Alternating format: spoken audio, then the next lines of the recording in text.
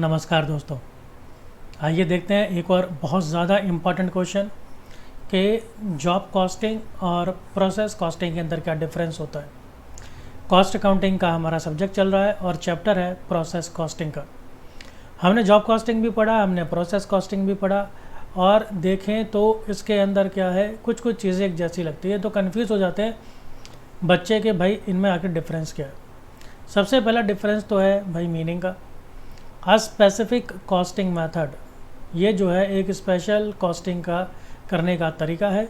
Used when the production work और job is carried out according to the requirements of the customer. ये इसमें main चीज़ है कि ये जो है टेलर मेड है, मतलब कस्टमर जैसे कस्टमर की नीड होगी, कस्टमर की नीड के अकॉर्डिंग, उसकी रिक्वायरमेंट्स के अकॉर्डिंग जो है वो प्रोडक्ट्स बनाए जाएंगे। लेकिन प्रोसेस कॉस्टिंग में क्या है, it is method of costing. देखिए ये भी कॉस्टिंग का एक मेथड ही है।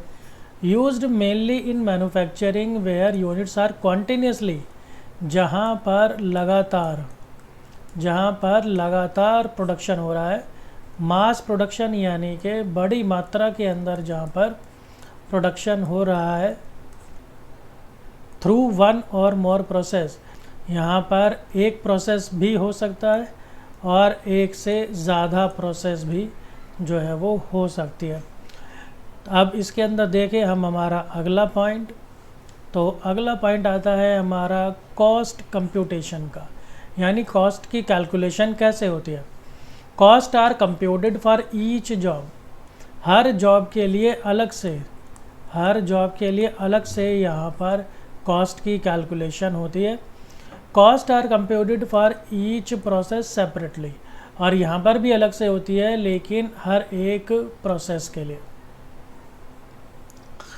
कॉस्ट यूनिट क्या है, कॉस्ट यूनिट यहाँ पर है जॉब, यहाँ पर जॉब के लिए कॉस्टिंग होती है, और ये है प्रोसेस, यहाँ पर एक प्रोसेस के लिए कॉस्टिंग होती है। अगर आप देखें प्रैक्टिकली तो आपको ऐसे लगेगा कि देखा जाए तो देखने में एक जैसे ही है।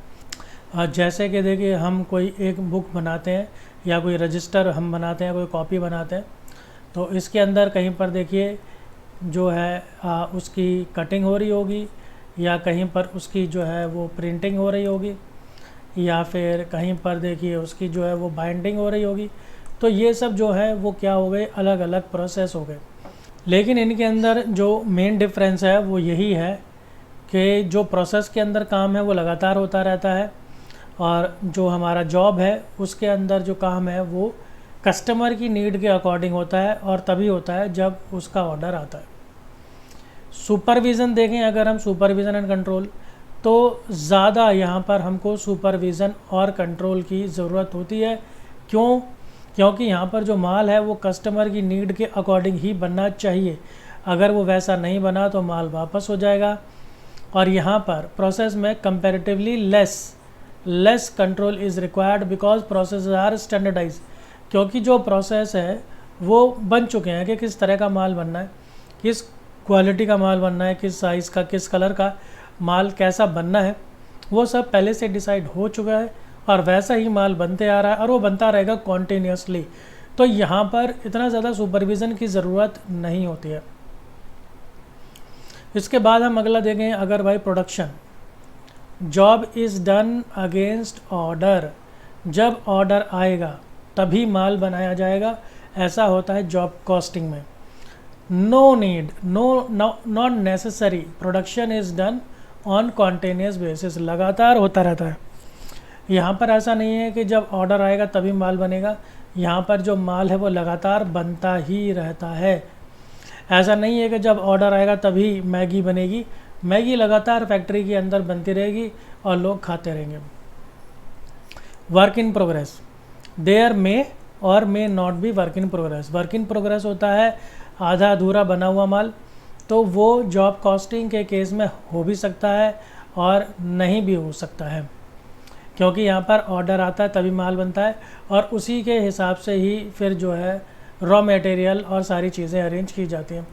Opening and closing work in progress is a regular feature, लेकिन प्रोसेस के अंदर वर्क इन प्रोग्रेस जो है वो हमेशा होता ही होता है। ये मैंने आपको फर्स्ट वीडियो में डायग्राम वाले में भी बताया था।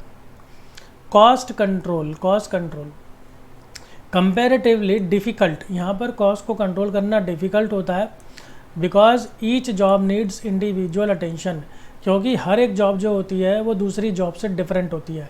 ऐसा क्यों?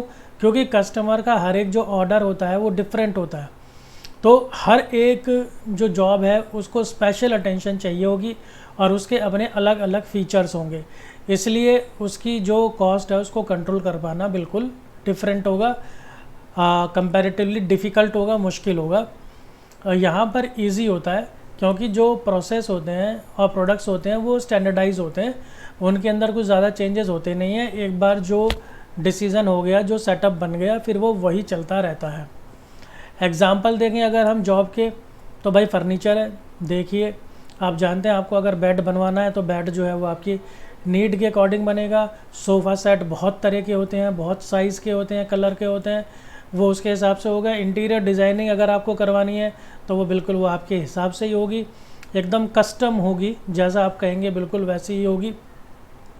लेकिन साबुन बनाना है वो लगातार बनता रहेगा। जो सॉफ्ट ड्रिंक्स वगैरह हैं वो अगर बनाती है कंपनी, बनाती रहेगी। कोका कोला तो दिन रात कोका कोला बनाता रहता है। स्नैक्स देखिए, जैसे मैंने एग्जांपल लिया था मैगी का, वो है, बिस्किट्स वगैरह हैं, ये सब चीज़ें लगातार बनती रहती हैं। ऐसा नहीं है कि ऑर्डर आएंगे तभी बनेंगे। अगर आपको कोई भी डाउट है तो आप उसके बारे में बात कर सकते हैं। बाकी ये वो बहुत अच्छा, ये मैंने यहाँ पर डिफरेंस आपके सामने प्रेजेंट किया है, इसको आप बार बार देखिए। बहुत इंपॉर्टेंट क्वेश्चन है ये, मैं इसको क्वेश्चन को 3 स्टार दूंगा, इंस्पेक्टर बना दूंगा। ये काफ़ी ज़्यादा इंपॉर्टेंट क्वेश्चन है। इसी तरह की वीडियोज़ के लिए जुड़े रहिए। मिलता हूँ आपसे अगली वीडियो में। धन्यवाद।